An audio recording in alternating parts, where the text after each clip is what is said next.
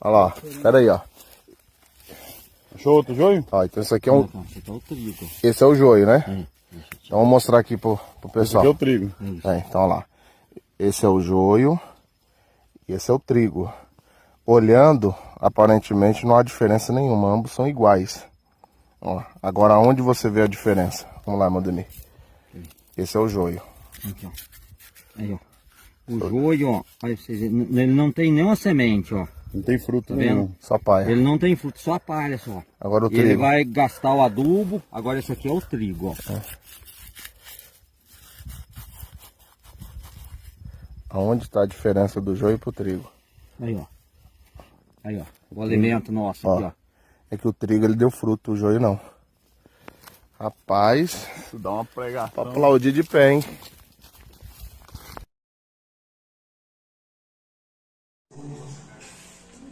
Nós vamos ler a partir do verso 24.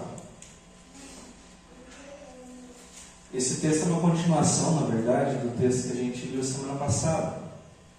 Cristo ele continua falando com as pessoas ali no barco. Ele tinha falado primeiro da parábola do semeador. E ele continua, ele para um pouquinho, fala com os discípulos, explica a parábola do semeador. E depois ele volta a falar com o pessoal, com aquela multidão que estava ali ao redor dele. E daí ele vai começar essa parábola comparando o reino dos céus com o joio e o trigo. Vamos ler Mateus 13, então, a partir do verso 24. Jesus lhes contou outra parábola, dizendo: o reino dos céus é como um homem que semeou boa semente em seu campo. Mas enquanto todos dormiam, veio seu inimigo e semeou o joio no meio do trigo. E se foi. Quando o trigo brotou e formou espigas, o joio também apareceu. Os servos do dono do campo dirigiram-se a ele e disseram: o senhor não semeou boa semente em seu campo? Então de onde veio o joio? Um inimigo fez isso, respondeu ele. Os servos lhe perguntaram: o senhor quer que o tiremos? Ele respondeu: não, porque ao tirar o joio, vocês poderiam arrancar com ele o trigo. Deixe que cresçam juntos até a colheita. Então direi aos encarregados da colheita: juntem primeiro o joio e amarrem-no em feixes para ser queimado. Depois juntem o trigo e aguardem-no no meu celeiro. Verso 36. Então ele deixou a multidão e foi para casa. Seus discípulos aproximaram-se dele e pediram: explica-nos a parábola do joio no campo. E ele respondeu: aquele que semeou a boa semente é o filho do homem. O campo é o mundo e a boa semente são os filhos do reino. O joio são os filhos do maligno. E o inimigo que o semeia é o diabo. A colheita é o fim dessa era, e os encarregados da colheita são os anjos. Assim como o joio é colhido e queimado no fogo, assim também acontecerá no fim desta era. O Filho do Homem enviará os seus anjos, e eles tirarão do seu reino tudo que faz cair no pecado e todos os que praticam o mal. Eles os lançarão na fornalha ardente, onde haverá choro e ranger de dentes. Então os justos brilharão como o sol no reino de seu Pai. Aquele que tem ouvidos, ouça. Amém? Senhor Deus e Pai, nós te agradecemos pela tua palavra, Senhor. Nós te pedimos nesse momento que o teu Espírito Santo venha a guiar esse momento, Senhor Deus. Que o Senhor possa nos ensinar cada vez mais, que nós possamos entender a tua palavra, Pai. Que o teu Espírito Santo possa nos dar entendimento de tudo aquilo que foi escrito aqui. Em nome de Jesus. Amém. Então o joio, como os irmãos viram no vídeo, ele é conhecido como falso trigo. Eu não sei se os irmãos já tinham tido a curiosidade de procurar, mas ele é similar no que se fala de aparência. Só que a hora que você pega ele, vocês viram que o rapaz ele esfarela o joio na mão e ele some tudo. Ele é só palha, ele não tem nada dentro. Tem outras características. O joio geralmente é mais duro. A hora que você vê no campo lá ele já crescido, o joio ele fica em pé, o trigo geralmente ele fica deitado e ele é mais amarelado. Então, enquanto eles estão em crescimento, é tudo parecido, muito igual. Isso já dá um panorama daquilo que Cristo estava querendo dizer com a parábola do joio e do trigo. É interessante a gente ver isso em vídeo, porque as pessoas para que Cristo estava pregando, eles tinham pleno conhecimento daquilo. Eu nunca vi crescer trigo desde pequenininho até grande, então eu não tinha noção. Eu fui entender o que realmente estava escrito ali, aquela descrição, pelo vídeo. Então é interessante a gente ter essa visão do que estava realmente Cristo estava dizendo ali. Mas quando Cristo fala sobre isso, é logo depois da parábola do semeador. O que poderia ter acontecido ali? Como Cristo falou assim, tem solos que não vão ser muito bons para vocês jogarem a semente, pode ser que algumas pessoas que ouviram aquilo ali falaram assim, então vamos descartar esses solos, vamos descartar essas pessoas, vamos pregar só para quem é o solo bom. Não vamos pregar para quem não vai receber a mensagem, vamos pregar só para quem a gente quer, para quem a gente acha que é mais fácil. E daí Cristo ele vem com a parábola do joio para combater isso. Ele, de certa forma, ele vai falar assim, vocês não têm o que é preciso para distinguir quem é joio e quem é trigo. Não vão ser vocês que vão fazer isso. Isso é uma das coisas que a gente vai entender hoje. Mas a primeira coisa que o texto nos diz aí é que o joio ele é uma estratégia do diabo. Então o joio no meio do trigo ele não é simplesmente um atrapalho. A palavra diz que quando começa a crescer ali, que eles percebem que tem o joio, o que o dono do campo diz? No verso 28, um inimigo fez isso. Então o joio não é algo do acaso. O joio ele vem para tentar atrapalhar o trigo. Ele foi plantado ali com um propósito maligno. E o joio, eles são pessoas. Quando Cristo dá a interpretação, o joio não é situações que vêm, o joio são pessoas. São pessoas que o diabo usa para tentar atrapalhar a igreja. Atrapalhar as pessoas. Porque quando Cristo fala da parábola, ele não está falando somente de dentro da igreja. Ele está falando do mundo. Ele não está falando da nossa vivência aqui dentro. Que o diabo vai plantar pessoas aqui dentro da igreja somente. O joio está lá fora também, aonde nós vamos viver. Nos nossos trabalhos, nas nossas relações comerciais, aonde nós vamos. O joio ele está lá também. E daí o problema é que às vezes o trigo ele pode ser atrapalhado pelo joio. Se os irmãos ouviram um pouquinho do áudio, a hora que o rapaz está falando, ele fala assim, o adubo vai, eu não lembro as palavras certinho, mas ele fala que o joio está consumindo o adubo.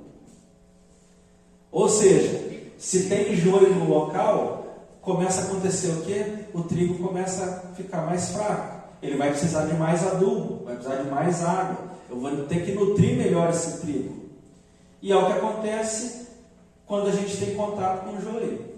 Nós precisamos nos fortalecer melhor para ter contato com o joio. Porque senão o joio começa a atrapalhar o nosso crescimento. Porque esse joio às vezes são falsos crentes. Às vezes a gente acha que é só a pessoa do mundo lá, mas não é. O diabo ele é ardiloso, ele vai usar aquilo que nos incomoda mais.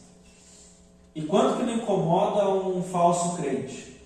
Que a pessoa fala que fala que faz, e daí você conhece a vida, conhece as obras daquela pessoa, e ela está só manchando o nome do evangelho que a gente tanto preza.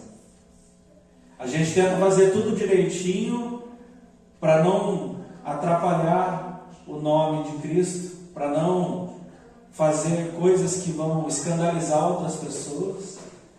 E o joio, ele é usado pelo diabo justamente para o contrário. Ele vai ser usado para escandalizar pessoas, para tentar atrapalhar aquele trigo que ainda está só na raiz, que está ali como uma semente. As pessoas que ainda estão novas na fé. O joio, ele vai roubar os nutrientes, ele vai começar a atrapalhar o crescimento dessas pessoas. E tudo parece igual no início. Ele é uma semente, depois ele cresce pequenininho, não tem como diferenciar um do outro. Então o cristão novato, o cristão novo na fé e o joio, eles podem ser parecidos. Tanto que é por isso que o dono ali do campo fala, não tirem, porque se vocês tirarem o joio, vocês podem arrancar trigo também.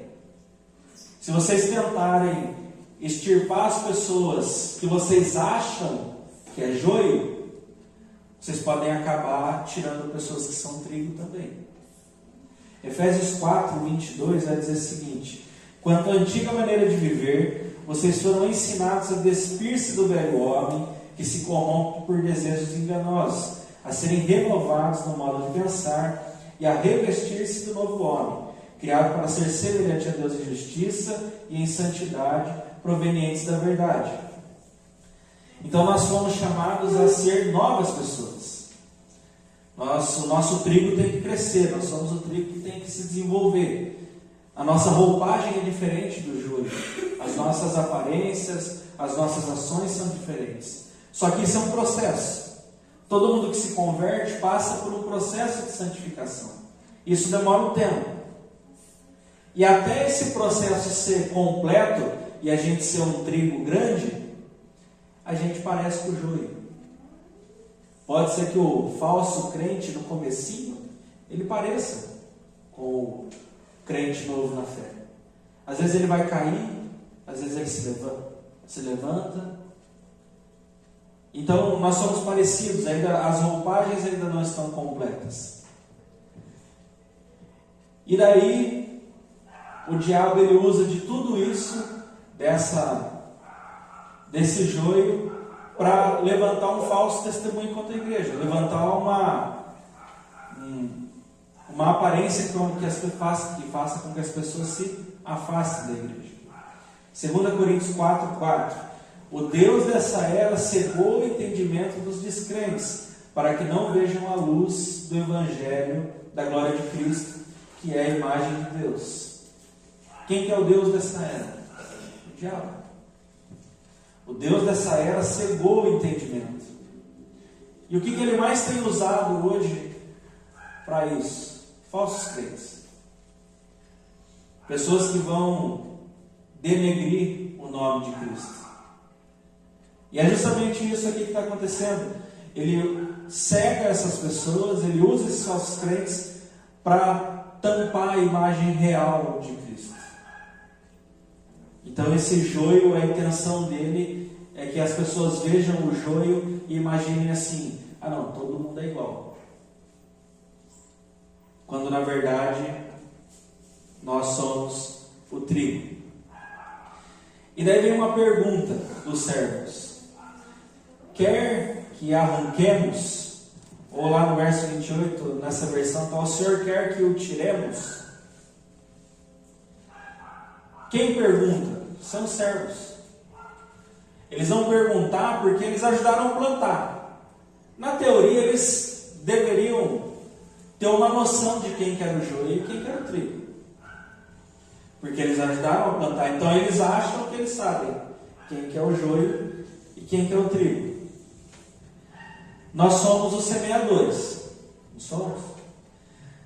Nós somos responsáveis pela semente também. Mas nesse contexto nós não temos as ferramentas necessárias para saber quem é joio e quem é trigo. A palavra é bem clara que a diferença do joio e do trigo só vai ser feita no dia do julgamento final. Então só tem uma pessoa que vai diferenciar, só tem um ser que vai diferenciar quem é joio e quem é trigo, e não somos nós. Deus vai mandar os ceifeiros, vai mandar os anjos para fazer a colheita. E eles vão saber quem é joio e quem é trigo. E daí entra naquela parte dos frutos. Vocês viram que o joio ele é só uma palha. Quando ele é esfregado, ele se desfaz. O trigo não. Quando ele esfrega, você vê que ficam as sementes ali na mão. O trigo ele dá alguma coisa, ele dá um fruto, dá uma semente. O joio ele não tem nada. E daí não faz parte da nossa responsabilidade, então, tentar arrancar o joio.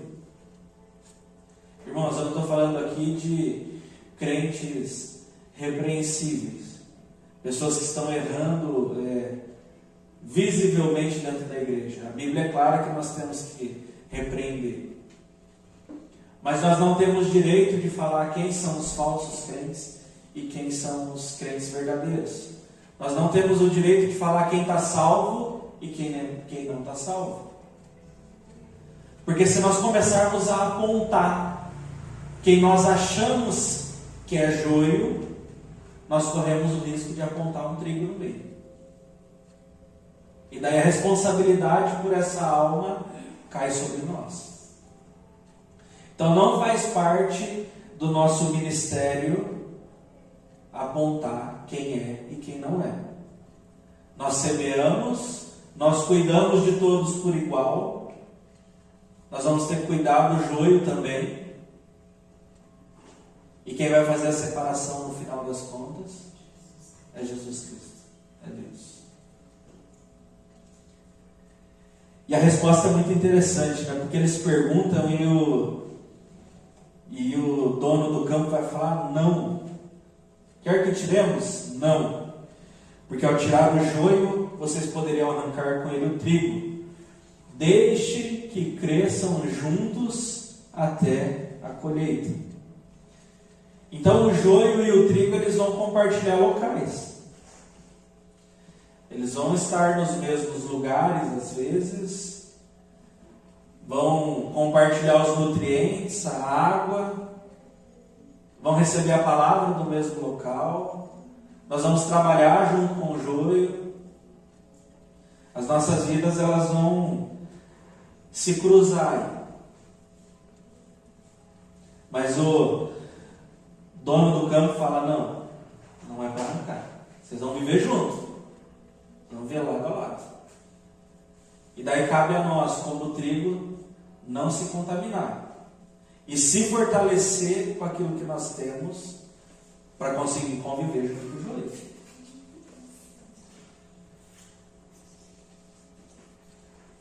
Nós precisamos aprender a conviver junto com o joio. Não tem jeito.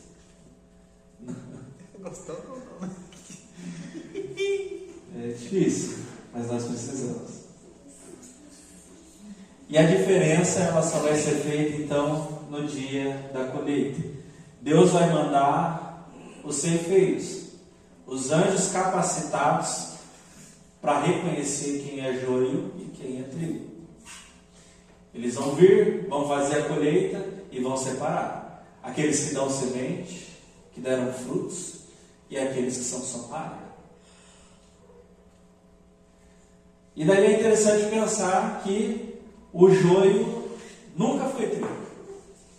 Ele está no meio do trigo, ele parece com trigo, mas ele nunca foi trigo. Ele é uma coisa completamente diferente. 1 João 2,19 fala sobre isso. Eles saíram do nosso meio, mas na realidade não eram dos nossos, pois se fossem dos nossos, teriam permanecido conosco. O fato de terem saído mostra que nenhum deles era dos nossos. Então, se o joio sai, se o joio vai ser ceifado junto e ser alocado em outro lugar, é porque ele nunca foi trigo. Ele nunca foi trigo. Ele pode estar no meio, mas ele nunca foi. E daí a Bíblia, nesse ponto, chega a parte ruim, a parte difícil, que são os dois destinos. O joio ele vai ser amarrado em feixes para ser queimado. em um dos evangelhos vai falar que ele só serve para isso, para ser amarrado, ser queimado e servir como fogo. E o trigo vai ser guardado no celeiro. Lá no verso 41 ele vai falar: o Filho do Homem enviará os seus anjos e eles tirarão do seu reino tudo que faz cair no pecado e todos os que praticam mal. Eles o lançarão na fornalha ardente, onde haverá choro e ranger de dentes. Então os justos brilharão como o sol no reino de seu Pai. Então, é fogo ou é salvação? O joio vai ser queimado e o trigo vai para o celeiro. Nós vamos ser salvos, nós vamos ser separados e nós vamos conquistar a salvação e morar no reino dos céus. Amém? Então, já chegando no finalzinho. E as conclusões que a gente pode tirar então desse texto, no final, separei 4 coisas aqui. Não acho que você pode dizer quem é o joio. Então, nós entendemos que não faz parte da nossa responsabilidade. Nós temos que entender que não faz parte da responsabilidade do cristão apontar quem é joio e quem é trigo. Nós vamos cuidar, nós vamos nutrir, e no final de tudo nós vamos saber quem é joio e quem é trigo. Deus vai falar quem é joio e quem é trigo, não somos nós. Segundo ponto, aprenda a conviver com o joio. Não tem jeito de viver separado. A Bíblia já é muito clara aqui. Vocês vão crescer juntos. Mas nós precisamos nos diferenciar.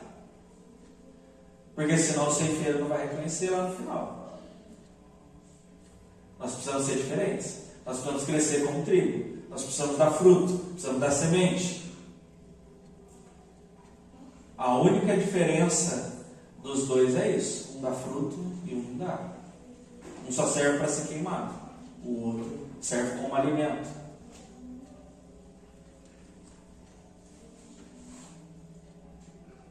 Terceiro ponto. Esse aqui é complicado, mas cuidado, porque você pode ser o joio.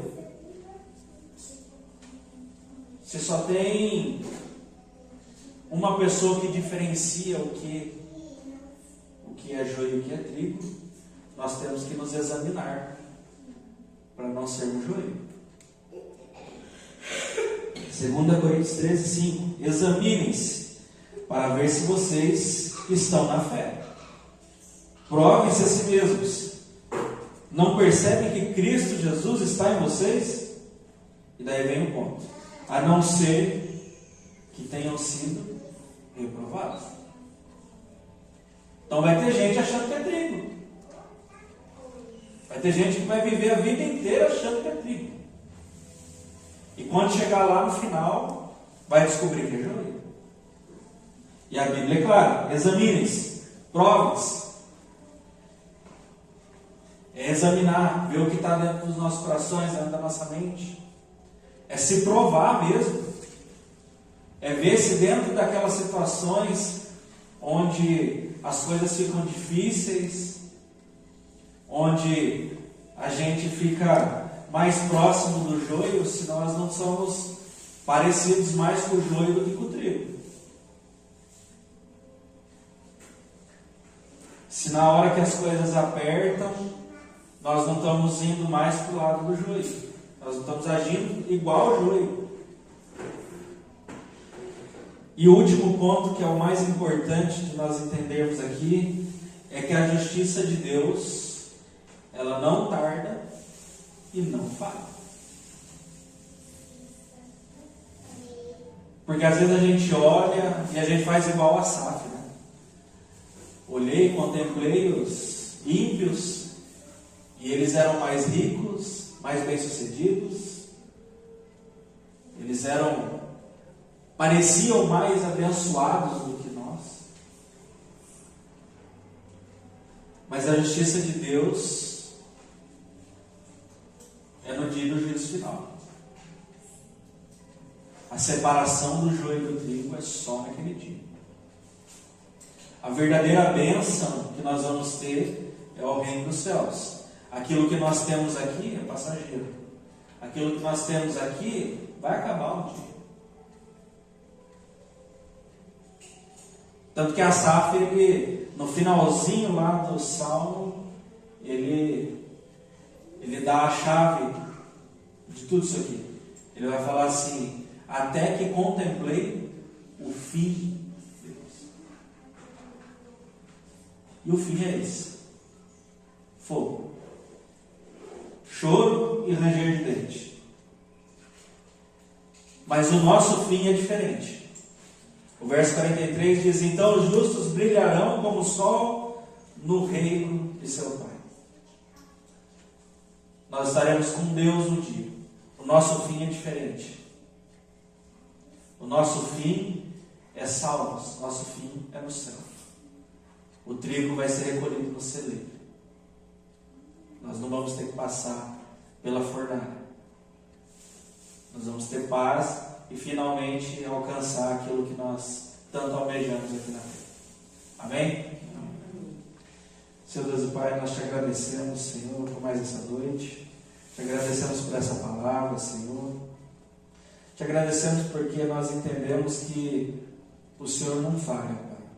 Que um dia nós vamos poder desfrutar, Senhor Deus, da Tua presença, desfrutar daquilo que nos foi prometido, Senhor Deus, como o trigo, Pai, que é recolhido ao celeiro, nós vamos ser recolhidos à casa do Pai, Senhor Deus. Que em nome de Jesus, Senhor, nós tenhamos em mente cada dia mais esse futuro, Senhor Deus. Que não saia das nossas mentes, do nosso coração, isso que vai acontecer, Senhor Deus. Que nós possamos entender que aquilo que acontece aqui é simplesmente passageiro. E o que nós almejamos é a eternidade com o Senhor. Coloca isso nas nossas mentes, Senhor Deus, no nosso coração, que nós possamos viver isso aqui enquanto estamos na terra, Pai. Obrigado, Senhor Deus, pela Tua misericórdia, nos abençoa, Senhor Deus, em nome de Jesus. Amém.